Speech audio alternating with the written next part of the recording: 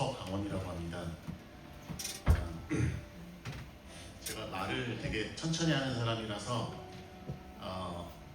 그냥 이렇게 얘기하듯이 하면은 너무 길어질 것 같아갖고 시간이 정해져 있기 때문에 제가 준비한 거를 그냥 빠르게 쭉 읽도록 하겠습니다. 저는 5년 전에 하나님을 처음 만나게 되었는데 오늘 그 이야기를 좀 나누고자 합니다. 여러분, 저는 원래 천주교 신자였지만 어렸을 때를 제외하고 저는 완전한 무신론자로 살고 있었습니다. 제 아이들에게도 하나님 같은 건 없다고 가르치기도 했습니다. 그때 하나님이 얼마나 속상해 하셨을까 생각하면 지금도 참 죄송합니다. 또 저는 과학적인 것은 모두 옳은 것이고 영적인 것은 모두 틀렸거나 속임수라고 믿는 사람이었습니다. 저는 15년 전에 미국에 유학을 와서 애리조나에서 공부를 하고 구 미주리 대학교에서 교수로 일하고 있었습니다.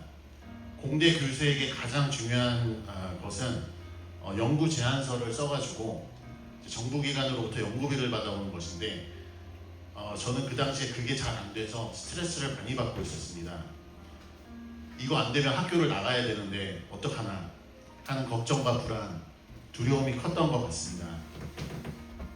아내와 두 아이를 부양해야 한다는 그 가장으로서의 스트레스가 좀 심했는지 이렇게 살다가는 죽겠구나 하는 생각이 들었던 것 같습니다.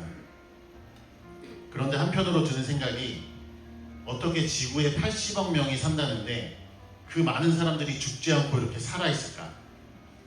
내가 이 정도 문제로 죽을 생각까지 들 정도인데 나보다 더 큰 문제를 안고 살아가는 사람들이 얼마나 많을 텐데 그 사람들은 다 어떻게 사는 걸까? 뭔가 내가 모르는 비밀이 있나 보다. 그런 생각이 들어서 그때부터 이제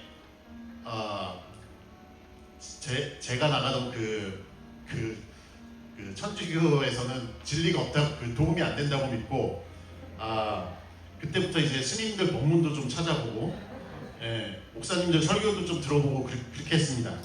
그러던 차에 어떤 그 CCM 가수가 간증 프로그램에 나와서 막 하나님을 사랑한다 그러면서 막 우는 거예요.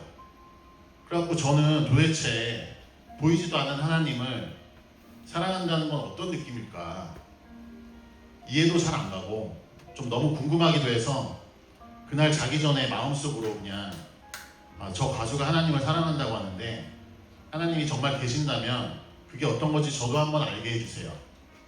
그렇게 하고 잔 것 같아요. 뭐 기도도 아니었고 저는 기도라고 생각하지도 않았는데 하나님이 이 마음을 기도로 받으신 것 같습니다. 그 다음 날이 되었어요. 그때가 이제 2021년 6월 초였는데 차를 몰고 출근하고 있었습니다. 마침 유튜브에 그 전날 그 보았던 그 가수가 부른 노래가 뜨길래 무심코 그 영상을 틀게 되었어요. 그 노래는 다름 아닌 Amazing Grace라는 곡이었는데 이런 가사입니다. 나 같은 죄인 살리신 주 은혜 놀라워 잃었던 생명 찾았고 광명을 얻었네. 노래를 듣는 중에 갑자기 울음이 터졌습니다. 그냥 눈물만 흐르는 것이 아니라 짐승처럼 엉엉 소리를 내면서 울게 되었는데 어른이 되어서 그렇게 운 적은 처음이었어요. 그 이후로 이제 계속 그렇게 울고 있는데 그렇게 울면서 이제 학교로 가는 그 10분 정도 그 사이에 하나님께서 저에게 너무나 많은 것을 깨닫게 해주셨습니다.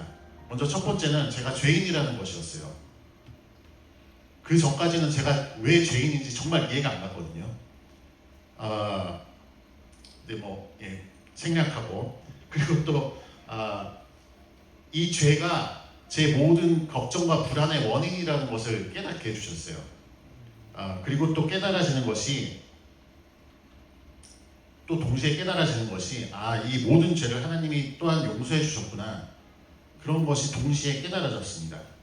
그날 이후 많이 제 이제 삶이 바뀌게 되었는데 이 세상은 그대로인데 제가 이 세상을 보는 관점이 완전히 달라졌어요.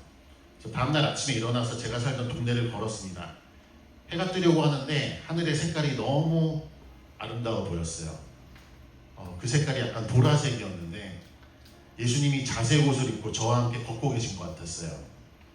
바람에 흔들리는 나뭇가지들 그리고 햇빛에 반사돼서 반짝이는 그 나뭇잎들이 너무 아름답게 보였습니다. 또 너무나 놀라운 것은 전에는 잘 이해되지 않던 그 성경 구절들이 깨달아지는 것이었습니다. 하나님께서 저에게 처음 깨닫게 해주신 말씀은 마태복음 9장 9절 말씀이었어요. 제가 읽어드리면 예수께서 그곳을 떠나 지나가시다가 마테라 하는 사람이 세관에 앉아있는 것을 보시고 이르시되 나를 따르라 하시니 일어나 따르니라.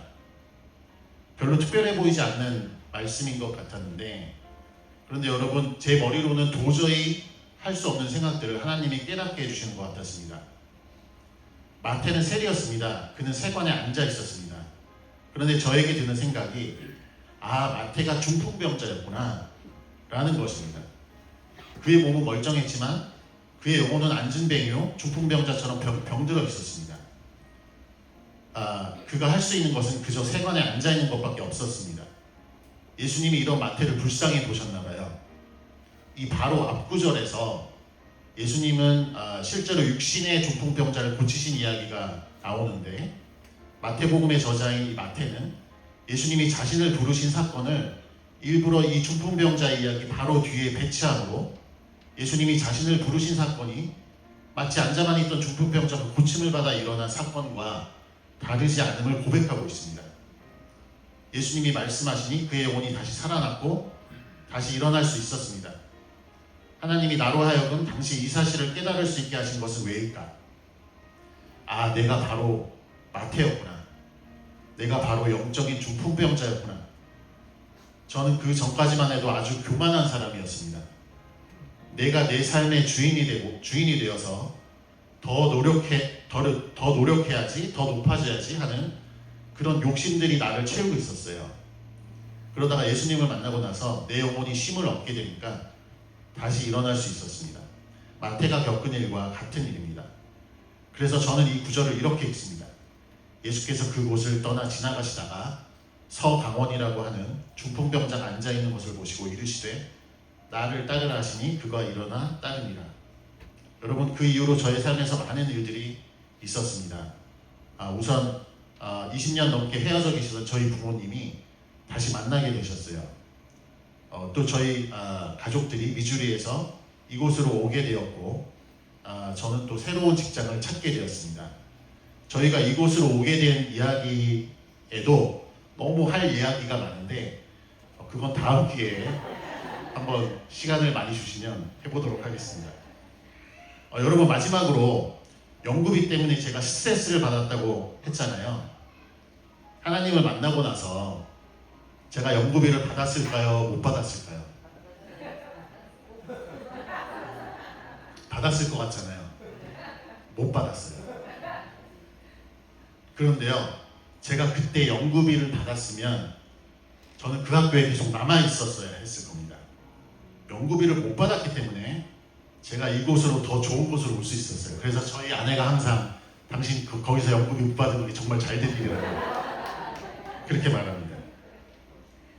여러분, 하나님은 좋으신 분이십니다.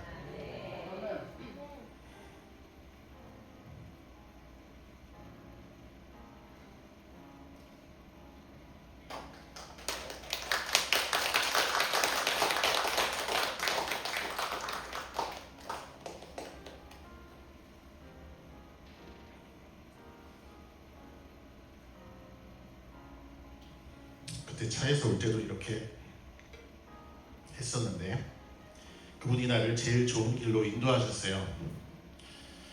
좋으신 하나님을 찬양합니다.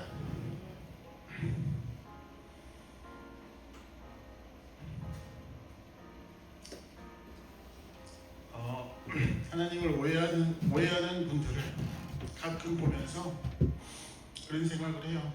저는 하나님이 나의 삶을 통해서